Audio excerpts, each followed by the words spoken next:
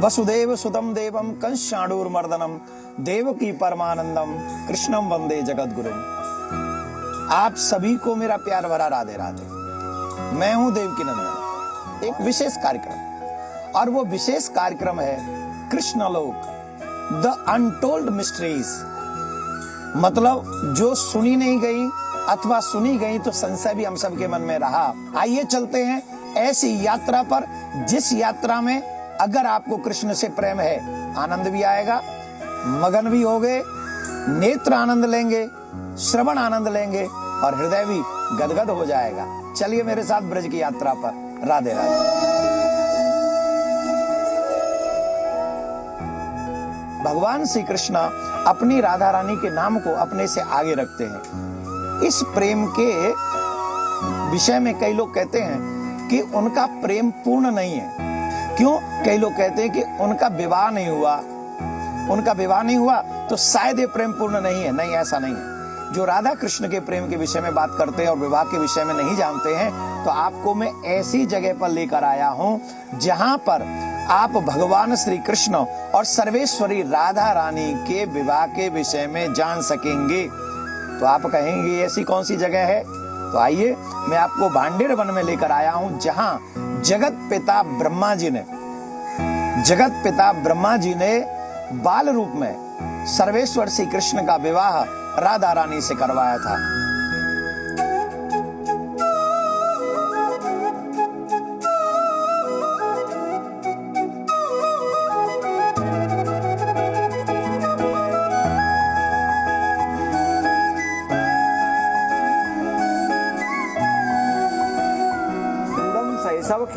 कहते हैं कृष्ण के रहस्यों की गहराई में भक्त जितना उतराते हैं, न कोई गोपी है, न कोई ग्वाल है, न सखा है, न सखी है, ये रहस्य लोक उससे 10 गुना गहरा नजर आता है। द्वापर में श्री कृष्ण ने जो लीलाएं की, उनके रहस्य आज भी मृत्युलोक में विद्यमान हैं। भांडीर वन का रहस्य भी कृष्ण लोक के रहस्यों में सबसे अद्भुत और अनूठा है। उसका उद्धार यही भांडीर वन में किया कृष्ण ने। लेकिन ब्रजवासी ग्वाल बाल सखा जो थे, उन्होंने कहा कि आपने गौहत्या की, तो उसका प्रायश्चित यही किया है। ये रहस्य जुड़ा है श्री कृष्ण और उनकी प्राण प्रिय राधा रानी से। कि भांडीर वन में वही जीव प्रवेश कर सकता है, वही जीव पहुंच सकता है। बोले कौन सा? बोले जो राधा कृष्ण युगल के विवाह में किसी न किसी रूप में सम्मिलित था। भांडीर वन वो अनूठा स्थान है जहां पर राधा रानी और श्री कृष्ण का विवाह हुआ था, जहां पर श्री कृष्ण ने राधा रानी के गले में वरमाला डाली थी, जहां पर इस अद्भुत और गुप्त विवाह का साक्षी वट वृक्ष आज भी मौजूद है। वो मंडप, वो सिंदूर, वो मिलन, राधा कृष्ण के महामिलन की वो सारी निशानियां आज भी राधा कृष्ण विवाह स्थली में दिखाई देती हैं। जब हम भांडीर वन पहुंचेंगे तो यहाँ जो सबसे पहले हमको दर्शन होगा वो एक विशालकाय बट वृक्ष का दर्शन होगा। और इतना सुंदर दर्शन होगा, इतना विशाल है। द्वापर युग से लेकर आज तक हमको भगवान श्री कृष्ण के विवाह का प्रमाण देता रहता है। बहुत मान्यता ये है कि भगवान श्री कृष्ण और सर्वेश्वरी राधा रानी का विवाह इसी बट वृक्ष के नीचे पितामह ब्रह्मा जी ने कराया था। कहा जाता है कि द्वापर में ये वट वृक्ष इतना विशाल था कि श्री कृष्ण और दूसरे ग्वाले इस पर क्रीड़ा करते थे और यमुना नदी को भी पार कर जाते थे। आज भी भांडीर वट के नाम से विख्यात इस वट वृक्ष की बनावट भी रहस्यमयी है। इस वट वृक्ष के विषय में एक बहुत बड़ा रहस्य है। जानते हैं क्या? ये जो वट वृक्ष है, इसकी जड़ें, जितना ये ऊपर यहाँ फैला हुआ दिख रहा है, ये कम दिखाई पड़ रहा है, लेकिन इसकी जो जड़ें हैं वो 10 किलोमीटर, 10 से 15 किलोमीटर के दायरे में फैली हुई हैं। पर मुझे लगता है वो भी दायरा कम है, क्योंकि इसके अस्तित्व, इसकी महिमा, इसके गुणों का दायरा बहुत बड़ा हुआ है। जिस वट वृक्ष के नीचे श्री कृष्ण का विवाह उनकी प्रिय राधा से हुआ, उसकी बनावट से जुड़े रहस्य भी इस मंदिर के पुजारी भक्तों को बताते हैं। ये भांडीर वट, विशाल वट वृक्ष। कहते हैं राधा रानी श्री कृष्ण से उम्र में बड़ी थी। ये भी एक बड़ा रहस्य है। आखिरकार उम्र में बड़ी होने के बावजूद इस स्थान पर श्री राधा का श्री कृष्ण से विवाह कैसे हुआ? भांडीर वन उस रहस्यमयी कथा का सच भी अपने अंदर समाये हुए है। राधा रानी ने बाल कृष्णलाल को गोद में ले लिया है और यहाँ से लेकर के चली है, गोकुल के रास्ते पर चली है। तो अकस्मात क्या हुआ, बालक जो था शिशु रूप में कृष्ण, वो अदृश्य हो गया, गायब हो गया गोद में से। किशोरी जी जो है हा कृष्ण हा मोहन कहती हुए ऐसे आगे बढ़ रही है, तो आगे क्या देखते, बड़ा सुंदर रत्न मंडप प्रकट हुआ है, 1000 खंभों का अद्भुत रत्न मंडप, मणि माणिक्यों से सुसज्जित। और उस रत्न मंडप में बाल कृष्ण नहीं, नव तरुण कृष्ण मंद मंद मुस्कुराया। श्री राधा रानी का हाथ ऐसे लिया, मंडप में चढ़ाया। उसी क्षण नारद जी प्रकट हो गए और नारद जी ने याद दिलाया कि प्रभु इसी दिन के लिए ब्रह्मा जी ने 68,000 वर्ष तपस्या की थी पुष्कर में कि मुझे एक पुत्री का कन्यादान करना है, और आपने ये आश्वासन, ये वरदान दिया था ब्रह्मा जी को, आपकी आज्ञा हो तो ब्रह्मा जी को लाऊं। तब ब्रह्मा जी को नारद जी लेकर के आए। ब्रह्मा जी ने उसी रत्न मंडप में बड़ी सुंदर भाव से वैदिक रचना की है, वर युगल को बिठाया है और स्वयं 2 कार्य संपन्न किए हैं। विवाह के पुरोहित बने हैं और जैसे एक पिता कन्यादान करता है ऐसे कन्यादान किया है। राधा रानी का स्वयं कन्यादान किया ब्रह्मा जी ने। आप इस समय जो दृश्य दर्शन कर रहे हैं, ये वो प्रमुख स्थान है। जो लोग ये कहते हैं कि राधा कृष्ण का सिर्फ प्रेम है और विवाह नहीं हुआ है, तो मैं आपको भांडीर वन में उस स्थान पर लेकर आया हूँ जहाँ भगवान श्री कृष्ण यहाँ विराजमान है, राधा रानी विराजमान है और ब्रह्मा जी विराजमान हैं। बड़े ब्रह्मा जी वो बैठे, छोटे ब्रह्मा जी मेरे साथ बैठे हुए हैं।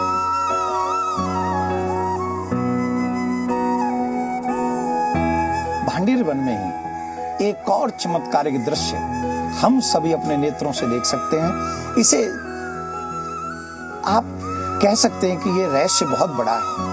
भगवान श्री कृष्ण का इस जगह पर जो दर्शन हमको हो रहा है, वो दर्शन है कि श्री कृष्ण मोर पंख से सर्वेश्वरी राधा रानी की मांग भर रहे हैं और यहाँ पर ब्रह्मा जी विराजमान हैं। ऐसा दर्शन पृथ्वी के किसी भी स्थान पर आपको नहीं होगा। भांडीर वन कृष्ण के एक और रहस्य का साक्षी है। श्री कृष्ण और गोपियों की रासलीला की कथा आपने जरूर सुनी होगी, लेकिन भांडीर वन में श्री कृष्ण की गोपियों के साथ कुश्ती भी हुई थी। लेकिन क्यों लड़ी थी कन्हैया ने अपनी प्रिय गोपियों के साथ कुश्ती? कृष्ण और उनके सखा यहाँ अखाड़ा खोद करके यमुना जी के किनारे आपस में मल क्रीड़ा कर रहे हैं, मल युद्ध लड़ रहे हैं। गोपियां आई हैं राधा रानी के साथ में। बोले क्या कर रहे हो रे, तुम्हारे मतलब की बात नहीं है, तुम अलग हटो। गोपियों, ये हम लोग मल क्रीड़ा सीख रहे हैं, मल युद्ध सीख रहे हैं और ये ताकत का खेल होता है। तो ललिता जी ने व्यंग्य किया कि ये बता तुम्हारे अंदर ताकत कहाँ से आई, तुम तो चोरी को माखन खाओ, ताकत तो हमारे अंदर है, हम अपनी मेहनत को माखन खाएं। और लाला ज़्यादा ही ताकतवर हो तो 2-2 हाथ करके देखो हमारे साथ। राधा रानी बोली ऐसे नहीं, हम निर्णायक की भूमिका में बैठेंगे, ये कोई न कोई छल अवश्य करेगा, हम इनको छल नहीं करने देंगे। ललिता जी के साथ कुश्ती हुई है, राधा रानी निर्णायक बन करके बैठी है। राधा रानी ने पकड़ के लाला को पटाख दे सीना गिरा दिया। बोले लाला, ये मेहनत के माखन को फल है, ये मेहनत के माखन को फल है, तुम देखो हार गए हमसे आज। बताया जाता है बड़े बड़े राक्षसों को मल्ल युद्ध में चित करने वाले तीनों लोकों के स्वामी इस युद्ध में गोपियों से पराजित हो गए थे, जो साबित करता है कि प्रेम में पराजय भी विजय से बड़ी होती है। भांडीर वन में ही एक ऐसे कूप का दर्शन होता है जिसे हम त्रिवेणी कूप कहते हैं और इस कूप का बहुत बड़ा रहस्य है। रहस्य यह है कि सोमवती अमावस्या के दिन ये जो कूप है, ये कूप दूधिया हो जाता है। मतलब इस जल में कहीं से दुग्ध जैसा रंग प्रकट हो जाता है और यहाँ की ऐसी मान्यता है, जिन माता बहनों के विवाहों को अधिक समय हो गया हो, संतान न हो रही हो, अगर वहाँ सांतियाँ लगा दें और जटा वाला नारियल चढ़ा दें और उसके बाद यहाँ इस कुएं के जल से स्नान कर लें तो उनके घर में भी संतान की उत्पत्ति होती है। इस समय कृष्ण लोक हम चलते हुए जिस जगह पर पहुंचे हैं वो बहुत अद्भुत स्थान है, बहुत अद्भुत प्लेस है। आप मेरे हाथ में देख रहे होंगे, ये मेरे कन्हैया की बहुत प्रिय है, जिसे हम बंसी कहते हैं। जानते हैं, श्री कृष्ण को सर्वेश्वरी राधा रानी के बाद अगर कोई प्रिय है तो ये वो बंसी प्रिय है। क्या जानना नहीं चाहोगे सबसे पहले वो बंसी कहाँ बजी, किस स्थान पे बजी, और अधिकांश उसी स्थान पर आकर कन्हैया बांसुरी क्यों बजाया करते थे? उसी स्थान पर लेकर आए हैं कृष्ण लोक के इस कार्यक्रम में। ये वो स्थान है जिसे समस्त ब्रज के संत महात्मा बंसी वट कहते हैं।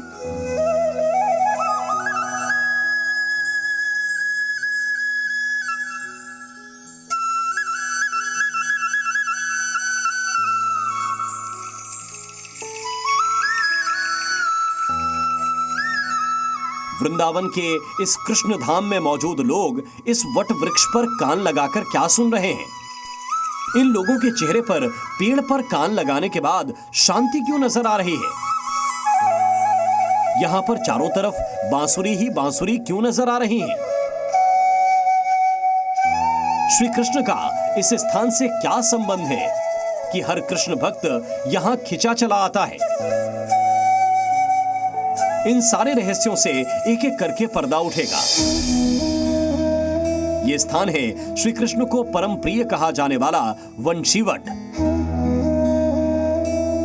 जहां पर पहली बार सुनाई पड़ी थी श्री कृष्ण की मधुर बंसी की धुन। माता सरस्वती का आवाहन करके ठाकुर जी ने जब बांसुरी का तान छेड़ा था, वो तीनों लोगों को मोहित कर देने वाली थी। वो वंशीवट ही ये जगह है जहां पे पहली बार ठाकुर जी ने बांसुरी का तान छेड़ा था। मेरे पीछे जो वृक्ष आपको दिखाई पड़ रहा है, ये वही वट वृक्ष है जिसकी छांव में आकर कन्हैया बैठकर प्यारी बंसी बजाया करते थे। और वो कौन सा प्राणी था जो उस बंसी की धुन को सुनकर मोहित नहीं हो जाता था, कृष्ण का दीवाना नहीं हो जाता था? हमने तो यहाँ तक सुना है, ब्रज के रसिक संत कहते हैं, जहाँ चलता न था कुछ काम तीर और कमानों से, विजय नटवर की होती थी वहां मुरली की तानों से। जो लोग इस पेड़ पर कान लगाकर कुछ सुनने की कोशिश कर रहे हैं, उनका दावा है कि वो बंसी की धुन सुन पा रहे हैं। कुछ लोगों को इस जगह से मृदंग और दूसरे वाद्य यंत्रों की आवाज भी सुनाई पड़ती है। इस वट वृक्ष के समीप आकर ही एक अलग ऊर्जा महसूस होती है। आप जानते हैं, ये बंसी कन्हैया को सबसे पहले यहीं मिली थी, और ऐसी मान्यता है, कई जगह पे ऐसा उल्लेख मिलता है, स्वयं शंकर भगवान ही बांसुरी बनकर कन्हैया के अधरों पर आकर चिपक गए। अरे कई बार तो गोपियां भी जलती थी इस बांसुरी से। हरे बांस की बांसुरी ते तप कीनो कौन, अधर सुधा पिए को पिए हम तरसे निस्भौन। बांसुरी कहती थी, अरे बांस की बांसुरी, न जाने तूने ऐसा कौन सा तप किया है कि पिया के अधरों से 24 घंटा लिपटी रहती है और हम अब उनके दर्शन नहीं कर पाते। ये कृष्ण लोक का ऐसा रहस्य है जो आज तक नहीं सुलझा। पेड़ के अंदर से ये धुन क्यों सुनाई देती है? बरगद के पेड़ पे ठाकुर जी बैठ के बांसुरी बजाते थे, जिसके वजह से इस क्षेत्र का नाम पड़ा वंशीवट। हम सबको जो आभास हो पाता है इस वट वृक्ष से, उसका कारण यह है कि यहाँ पे एक दिव्य भव्य कार्यक्रम हुआ था महाराष्ट्र का। महाराष्ट्र में यूज किए गए इंस्ट्रूमेंट ढोलक, नगाड़े, मृदंग, डमरू, करताल, झांझ, मंजीरे, घुंघरू, ये आपके भावनाओं के हिसाब से और ठाकुर जी की कृपा हो जाए तो आज भी इस वट वृक्ष और इसके सभी शाखाओं से 24 घंटा 8 पहर 7 दिन कुछ न कुछ लोगों को अभाव होता है। कहते हैं ना, जाकी रही भावना जैसी प्रभु मूरत देखी थी तैसी, यही सब बात है। तो वो कौन सा धाम है जहां कन्हैया को बंसी का ही प्रसाद चढ़ाया जाता है और प्रसाद वहां से वापस भी बंसी का ही प्राप्त होता है? तो वो स्थान है बहुत प्यारा बंसीवट, जहां भक्त आते हैं तो कन्हैया को बांसुरी ही भेंट करते हैं, और जब वो वापस जाते हैं तो वहां के जो संत महात्मा हैं, जो पुजारी गण हैं, उनको बांसुरी ही वापस प्रसाद में प्रदान करते हैं। अपने इसी वंशीवट में ठाकुर जी ने अपने स्वरूप के साथ कुछ समय के लिए अपने बाल सखा श्री दामा जी को बांसुरी दिए थे, जिसके वजह से वो ठाकुर जी जैसे लगते भी हैं, इसीलिए उसके हाथ पे बांसुरी, इसीलिए लोग यहाँ पे बांसुरी चढ़ाते हैं। वंशीवट की इस भूमि को रास की भूमि भी कहा जाता है। जहां पर श्री कृष्ण ने गोपियों के साथ रास किया। श्री कृष्ण को प्रिय इस स्थान पर और इस वट के बारे में कहा जाता है, वंशी वट सो वट नहीं, श्री कृष्ण नाम सो नाम। कहा यह भी जाता है कि इस वंशी वट के नीचे बैठकर गोपाल सहस्त्र नाम का सच्चे मन से जो पाठ करता है उसे अपने नेत्रों से श्री कृष्ण के दर्शन हो जाते हैं।